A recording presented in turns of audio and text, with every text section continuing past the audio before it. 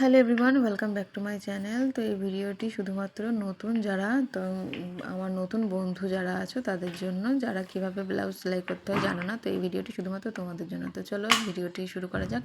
তো সবার প্রথমে দেখো, ব্লাউজের দুটো পার্ট নিয়েছি আমি। একটা বড় পার্ট, মানে 1 নম্বর বাটি, আর একটা হচ্ছে 2 নম্বর বাটি।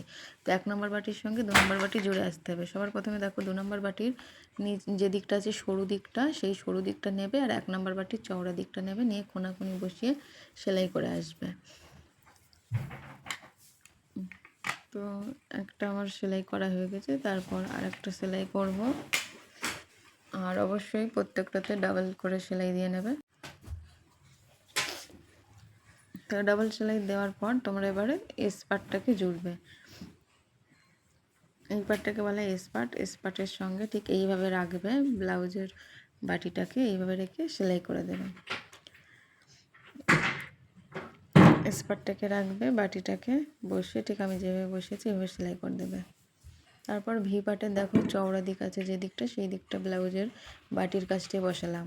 আর সরু দিকটা দেখো সাইডে রেখেছি, রেখে ওটাকে ওইভাবে বসিয়ে মাপবে যে কতটা কাপড় বেশি আছে। তো যতটা বেশি থাকবে সেই জায়গাটাই দাগ দেবে। এখানে আমার 1.75 মতো বেশি আছে, মানে 1.25 ইঞ্চি মতো বেশি আছে। তারপর এইভাবে ধরবে, ধরার পর তোমরা টেকেন দেবে। 2 নম্বর বাটিটাতে এটা যে টেকিংটা দিতে হয় সেটা দিয়ে নেবে। আর 2 ইঞ্চি আমার হয়েছিল, তো তার জন্য এখান থেকে 1.25 ইঞ্চির হাফ যেটা হয়েছে সেটা মার্ক করে সেলাই করে দিয়েছি। তো দেখো বাটিটা দেখতে অনেকটা এরকম এসছে।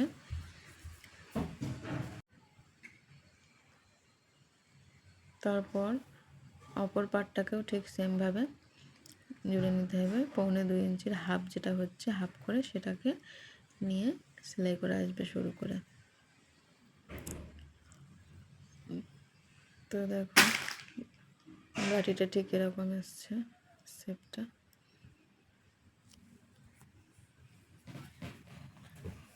আর ভি পার্ট জুড়বে।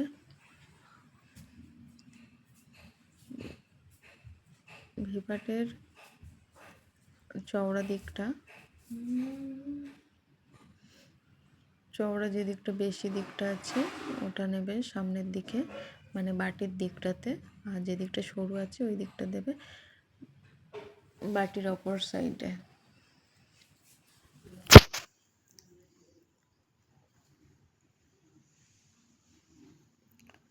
দেখো আমার একটা জোড়া হয়ে গেছে ভি পার্ট, আর একটা ভি পার্ট জুড়ছি।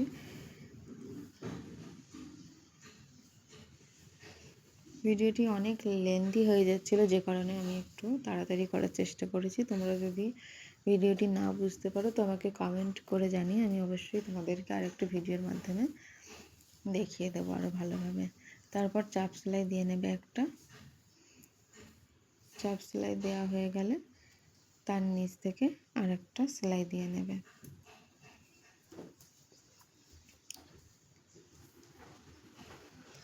আমার যারা নতুন বন্ধুরা আছো, যারা কিছু জানো না ব্লাউজ কীভাবে সেলাই করতে হয়, তো তোমরা ভিডিওটি অবশ্যই দেখো। আর যে জায়গাটাতে বুঝতে না পারবে সেই জায়গাটায় অবশ্যই আরেকবার দেখে নিও।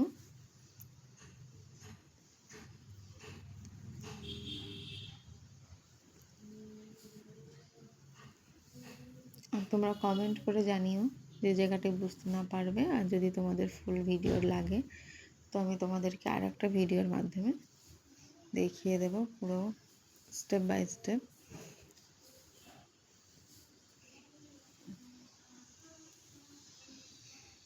তো দেখো আমার সুতোটাও শেষ হয়ে গেছে, তো সুতোটা আমি লাগিয়ে নিচ্ছি।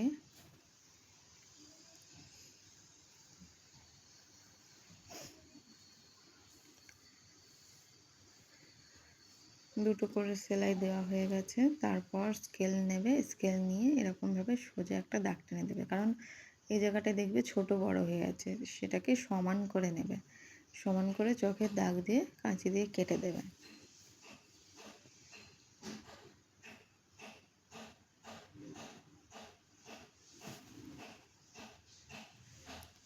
কেটে ফেলার পর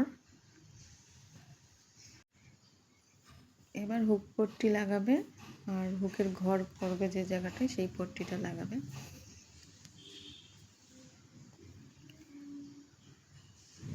তো এই পার্টটা হচ্ছে হুক লাগাবো, এটা হবে হুকের ঘর আর এটা হবে হুকের ঘাট, যেখানটায় হবে সেটা।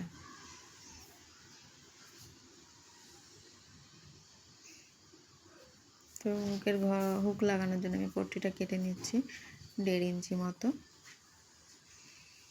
তো ব্লাউজের কাপড়টাকে সোজা রাখবে, সোজা রাখার পর পট্টিটা লাগাবে। আর যে জায়গাটা একটা সেলাইয়ের দাগ আছে, দেখো আমি ছোটো করে একটা কুঁচি দিয়ে নিয়েছি, ছোট্ট একটা সামান্য। তারপর এর উপর দিয়ে চাপ সেলাই দিয়ে নেবে। এই যে পাটটা জুড়ছি এটা হবে হুকের ঘর, সরি হুক পাট, হুক হবে এই ঘরটাতে, এই পট্টিটাতে হবে হুক।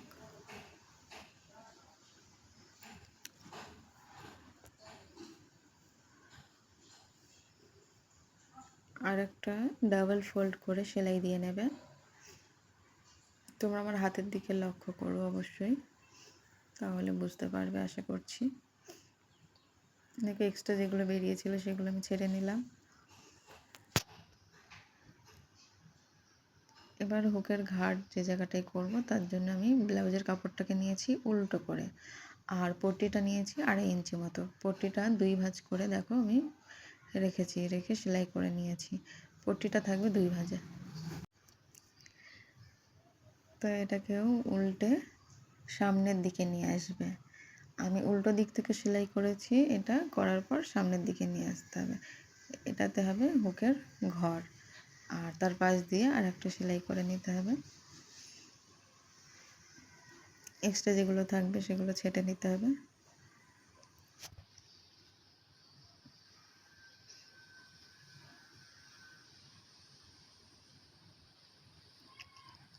তারপর ব্লাউজ দুটোকে এইভাবে রাখবে সমান করে।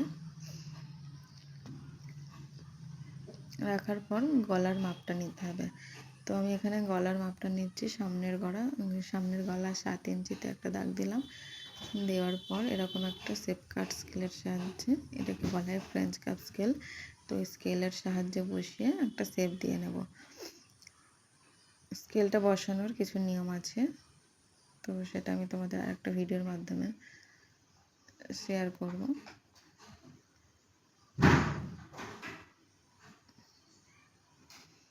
এইভাবে শেপ দিয়ে নিয়ে কেটে দিতে হবে।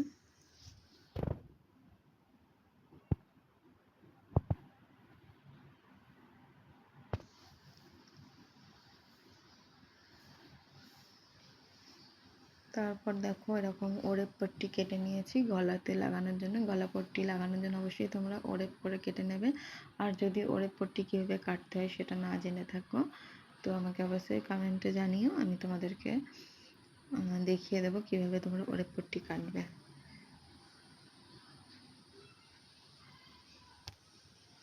গলাতে এভাবে পট্টিটা লাগিয়ে নেবে, নেওয়ার পর ছোট ছোট কাট দিয়ে নেবে। ছোট ছোট কাট দেওয়ার পরে কি হয়, গলার এটা ফিনিশিংটা সুন্দর আসে।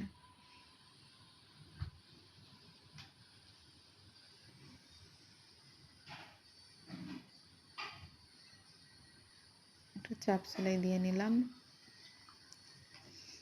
আর পরে ওটাকে আমি হেম করে নেব। তারপর দেখো আমি একটা লেস লাগাচ্ছি, গলাতে লেস লাগিয়ে নিচ্ছি।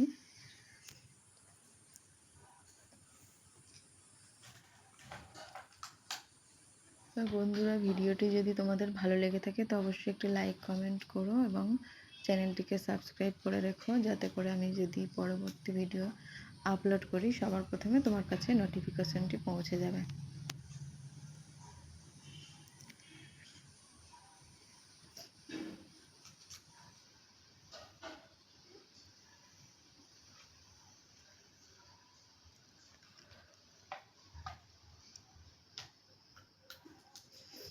দেখো আমার গলাতে লেস লাগানো হয়ে গেছে।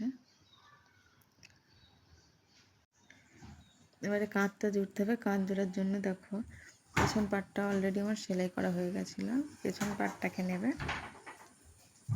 নিয়ে সামনাসামনিভাবে রাখবে। পেছন পাটটাও সোজা দিকটা রাখবে আর সামনের পাটটা সোজা দিক রাখবে, রেখে একটা সেলাই দিয়ে নেবে। সেলাই দিয়ে নেওয়ার পর তারপর উল্টে দেবে, দিয়ে উল্টো করে একটা সেলাই দিয়ে নেবে, তাহলে সেলাইটা আর কাঁচা থাকবে না। তো দেখো আমার কাঁধটা জোড়া হয়ে গেছে।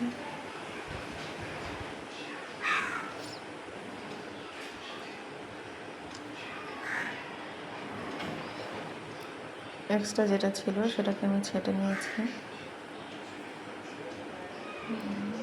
এবার ডাউন পট্টিটা লাগিয়ে নেব। আর হাতাটা আমার অলরেডি লাগানো হয়ে গেছে। হাতা লাগানোর ভিডিওটি আমি তোমাদের দেখাতে পারলাম না, আশা করছি আর একটা ভিডিওর মাধ্যমে তোমাদেরকে আমি নিশ্চয়ই দেখাবো কীভাবে হাতা লাগিয়েছি। আর পরপর আমার ভিডিওটি দেখতে থাকো, পরপর আমি সব তোমাদের সাথে শেয়ার করব, কীভাবে কী সেলাই করবে না করবে সব আমি তোমাদেরকে শেয়ার করব। তো ভিডিওটি কেমন লেগেছে তোমরা অবশ্যই জানিও। ভিডিওটি ভালো লাগলে অবশ্যই লাইক কমেন্ট এবং সাবস্ক্রাইব করো। দেখা হচ্ছে পরের ভিডিওতে। টাটা।